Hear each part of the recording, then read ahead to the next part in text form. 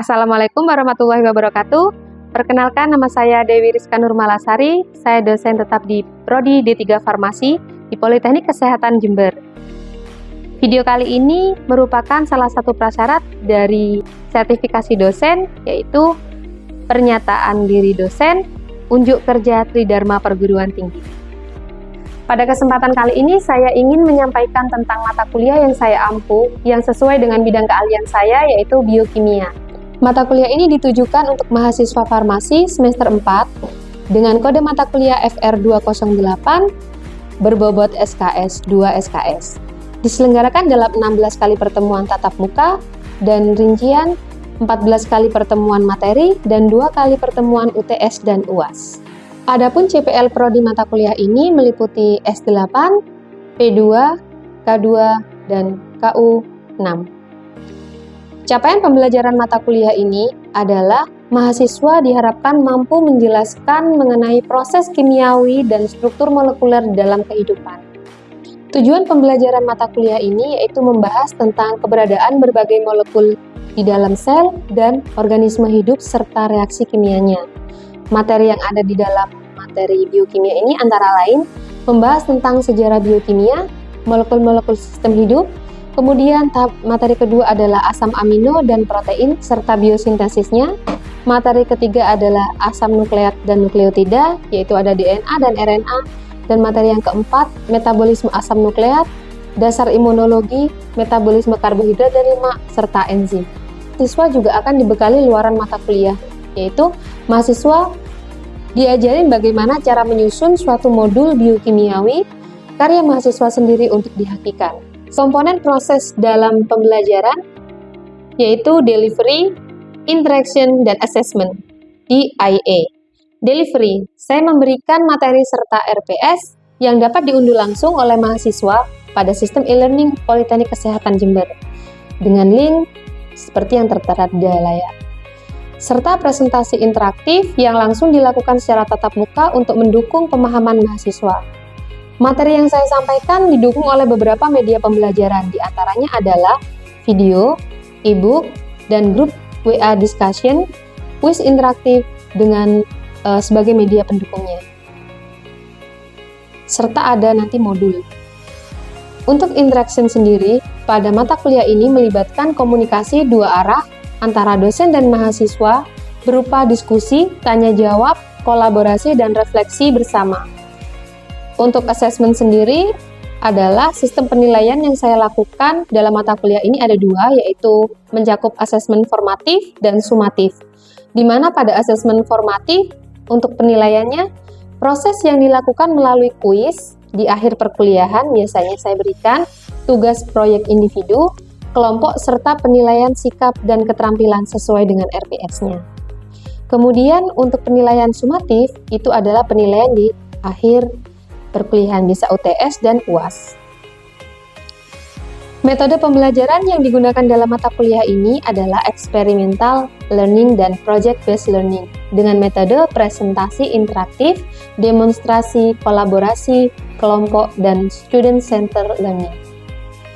Untuk referensi pembelajaran yang saya gunakan adalah modul karya saya sendiri dan juga referensi karya ahli lainnya seperti ini, Harper Robert Murray, kemudian artikel dan jurnal bereputasi yang memiliki nilai kebaharuan agar mahasiswa mampu mengikuti perkembangan ilmu dan teknologi masa kini. Baik, berikut adalah video proses pembelajaran pada mata kuliah biokimia dengan pertemuan yaitu asam nukleat dan nukleotida. Kita saksikan videonya. Assalamualaikum warahmatullahi wabarakatuh. Oke, hari ini saya akan memulai materi biokimia, materi ketiga, yaitu tentang nukleotida dan asam nukleat. Ini adalah materi pertemuan ketiga, jadi ini masih ada hubungannya dengan materi yang pertama yang sudah saya jelaskan, yaitu tentang asam amino, di mana asam amino merupakan prekursor dari protein. Nah, nukleotida dan asam nukleat. Nukleotida itu merupakan prekursor dari asam nukleat, ya. Nukleotida, asam nukleat. Di sini ada yang tahu nukleotida itu contohnya apa? Maaf, asam nukleat itu contohnya apa? Di dalam sel. Kita masih belajar tentang proses biokimiawi yang ada di dalam sel. Ya kan? Apa? Asam nukleat itu contohnya apa di dalam sel? DNA dan RNA. Benar sekali.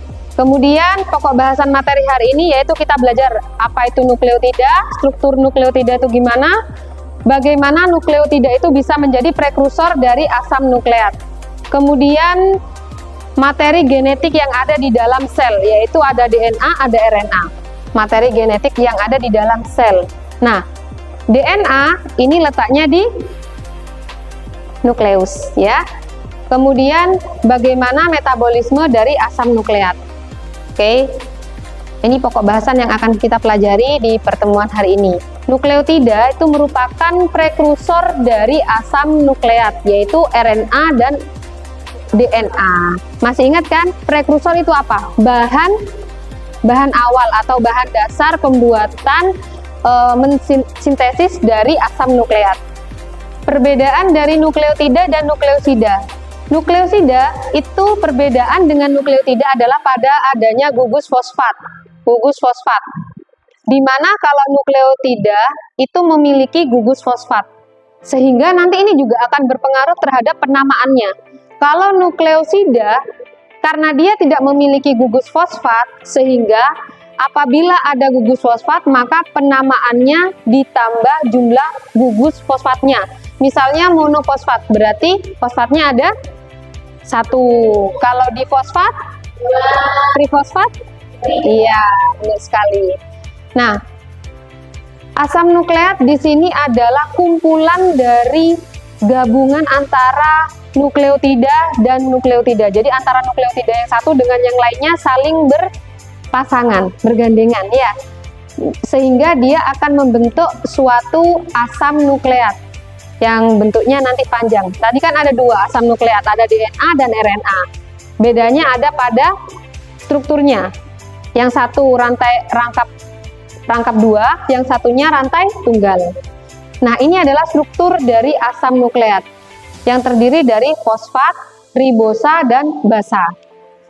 Ini ribosa, gula ribosa, gula 5 karbon. Kemudian basa nukleotida ini ada urasil, timin, adenin, ya.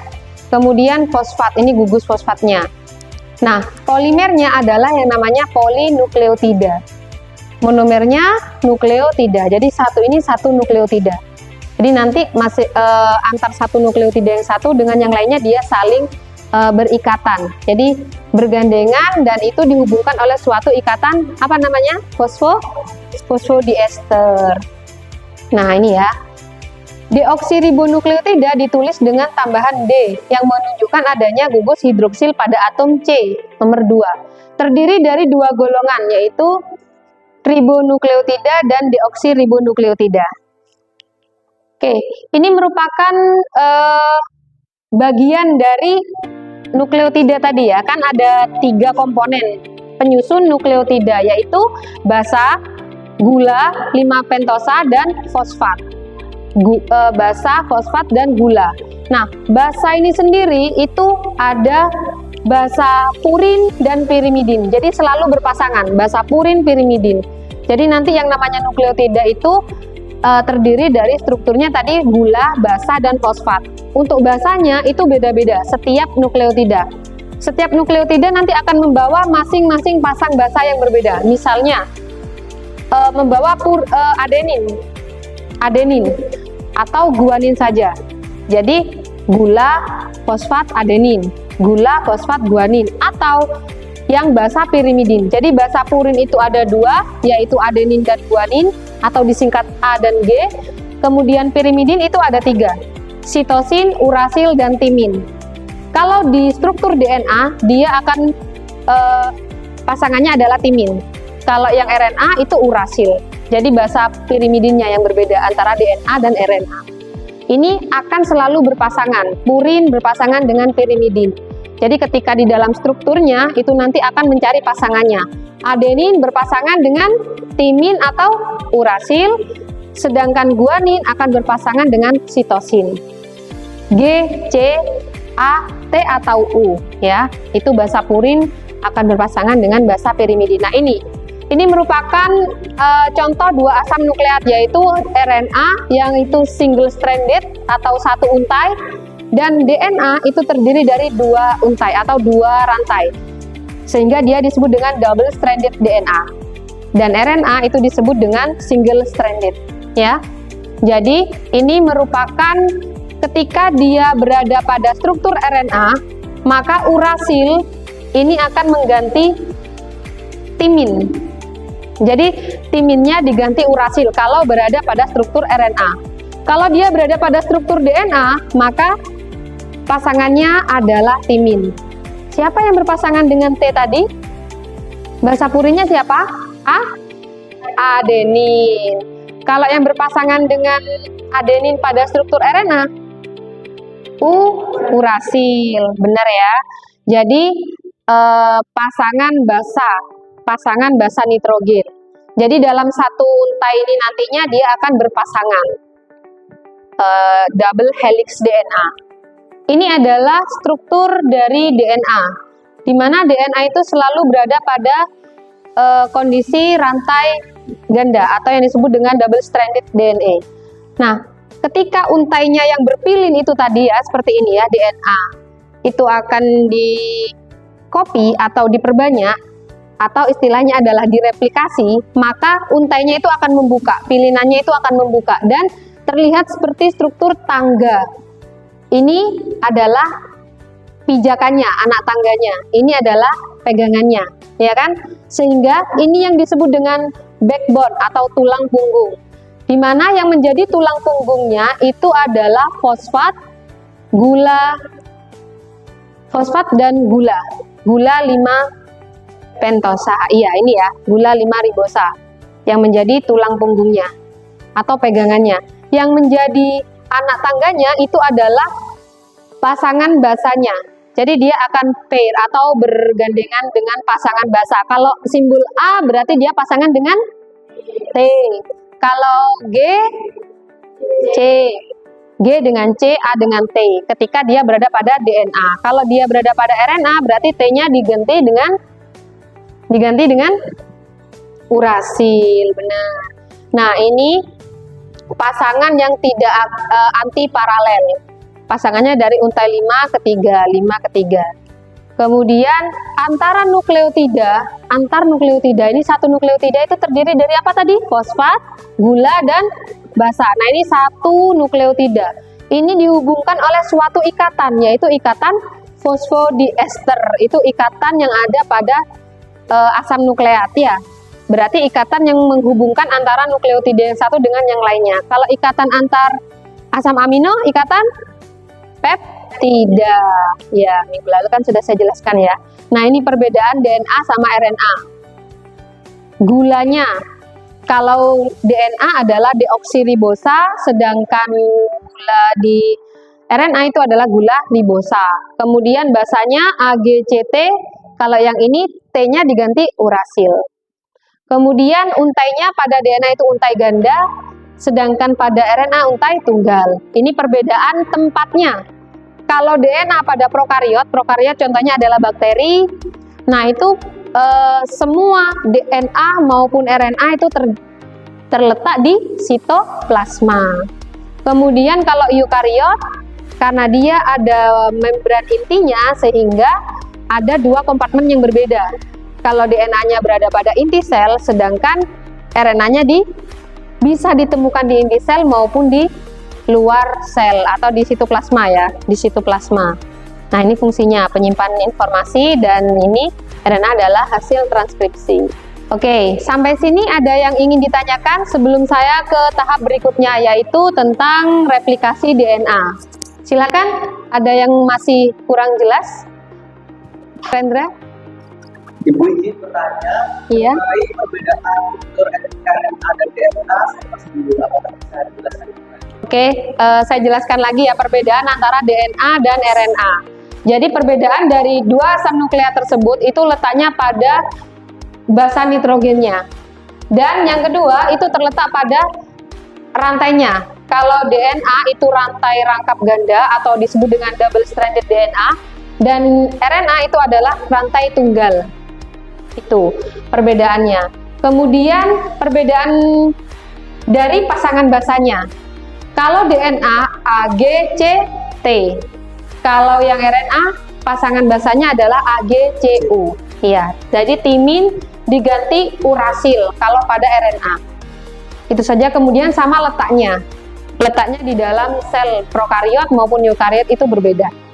Gitu. Ada yang mau ditanyakan? Sudah paham? Sudah Ibu, terima kasih. Oke, saya lanjutkan.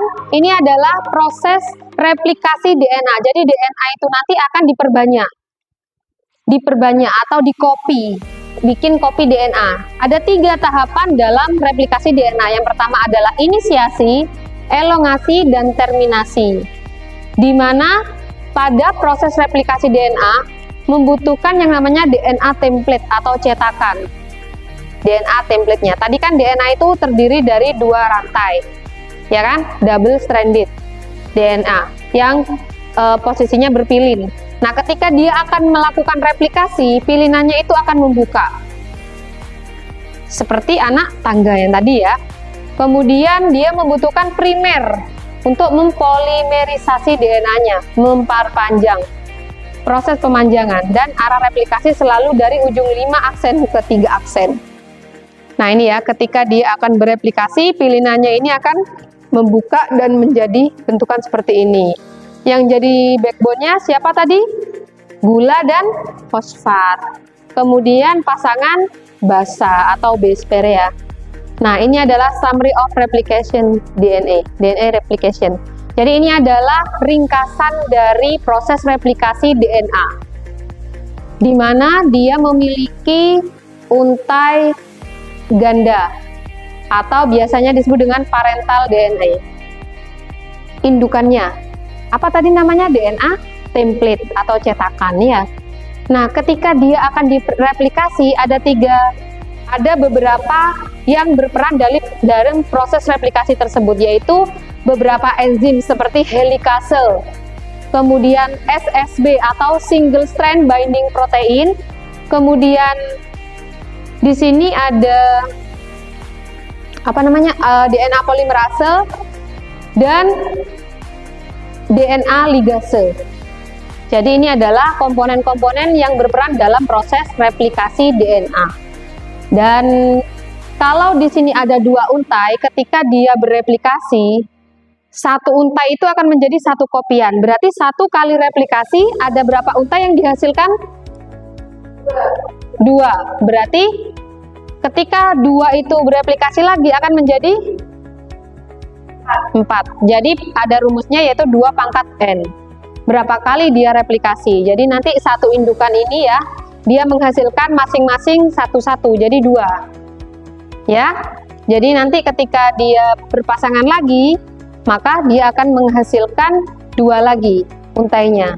Jadi itu adalah tahapan dari proses replikasi DNA. Oke. Nah, ini ya, berada di dalam sel. Ini ketika dia berada di dalam sel, DNA akan direplikasi menjadi DNA lagi. Kalau ditranskripsi, maka dia akan menjadi RNA. Dan proses yang terakhir adalah translasi dari DNA menjadi protein. Nah, ini nanti akan saya jelaskan di materi berikutnya. Itu ya. Nanti lebih detailnya akan saya jelaskan pada materi pertemuan berikutnya. Terima kasih. Ada yang ingin ditanyakan lagi? Materi yang sudah saya jelaskan barusan itu sudah kita adakan kuis dadakan. Jadi saya hanya butuh waktu 5 menit untuk kalian mengisi kuis yang ada pada Sevima atau adlink masing-masing akun mahasiswa. Jadi silakan login, kemudian buka adlinknya, dan kalian bisa melihat kuis yang langsung bisa dikerjakan. Silakan dimulai dari sekarang.